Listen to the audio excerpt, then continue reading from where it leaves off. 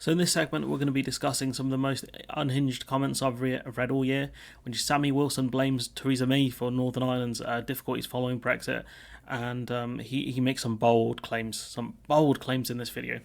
So former Prime Minister Theresa May's handling of Brexit did more damage to the Union than the IRA. The DUP Sammy Wilson has claimed. Speaking to GB News, Mr Wilson said the former Conservative leader was to blame for the issues Northern Ireland is now facing with the Windsor Framework. Now that's a bold statement. An organisation that was involved in a civil war and tried to kick the British out of Northern Ireland by military force, led a war against the British. You're telling me May did more damage to the Union than these people? Like, really?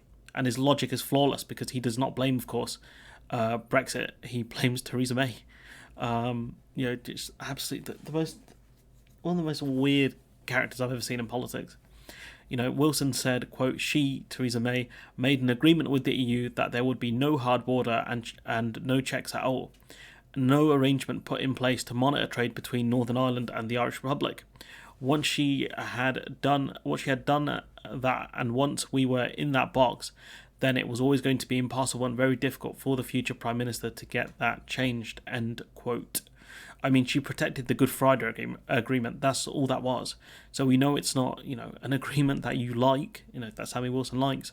But May and any other PM, do not have a real choice but to protect the Good Friday agreement.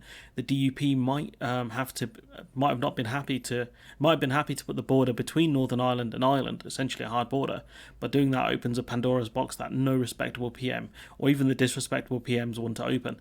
I don't give May credit on much, but this is one of the rare things we can do because, given her red lines, she really made a mess of everything. But Wilson is not completely wrong, though. Once the agreement was done, it would have been difficult for another PM to row this back, for a PM to say, well, actually, we are going to have a hard border on the island of Ireland, or we're not going to do checks in the Irish Sea, for example. That's where you would have got problems. Once this agreement was done, it would have been difficult for another Prime Minister to row this back. Johnson still had a choice, and he wanted to open that box. If had he wanted to open the box was there, but really a border had to go somewhere. It's just not where the DUP wanted it. It wasn't May that did the damage to the Union. It wasn't even the Johnson deal. It was Brexit. The radical unionists who wanted to use Brexit to take out the Good Friday Agreement got the opposite of what they wanted, and now they don't know what to do next. They are suffering a very, very big identity crisis, in my opinion.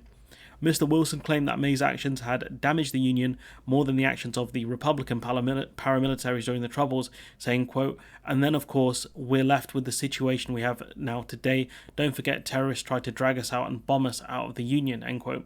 And yet, according to Mr Wilson, these groups did less damage than May did.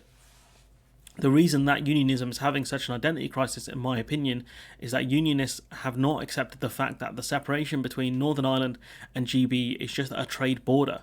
Other countries have internal borders, but it does not take away, that kind of country or that area from being a part of their broader union.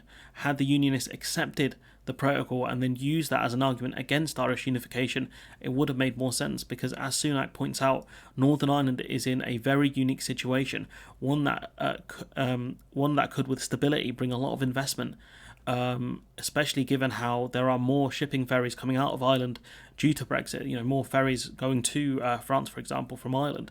Northern Ireland could have had a similar benefit had the DUP actually understood the opportunity. But just like a bad striker, they lost their chance with their first touch and blamed everyone else. And yes, I am that kind of striker, a very bad one, and I do moan at people. He says, quote, and yet the union's been put in far more jeopardy by the actions of the Conservative Prime Minister as opposed to the acts of terrorists who bombed us for 35 years, end quote, he said. And that's honestly just madness. Honestly, madness. He also criticised former Prime Minister Boris Johnson's handling of the protocol along with Sunak, saying, quote, I still believe that Boris Johnson should have stood by his promise, or if he had been given an agreement that this would be a temporary arrangement, ellipses, then as soon as he got the trade arrangement with the EU, he should have pushed to have that as a temporary arrangement replaced with something that was workable and kept the integrity of the United Kingdom, end quote. And there was no way Johnson was going to keep the promise of getting rid of checks in the Irish Sea. He wasn't going to do it. And the idea that the Northern Ireland Protocol would be temporary leading to what? To what, Wilson?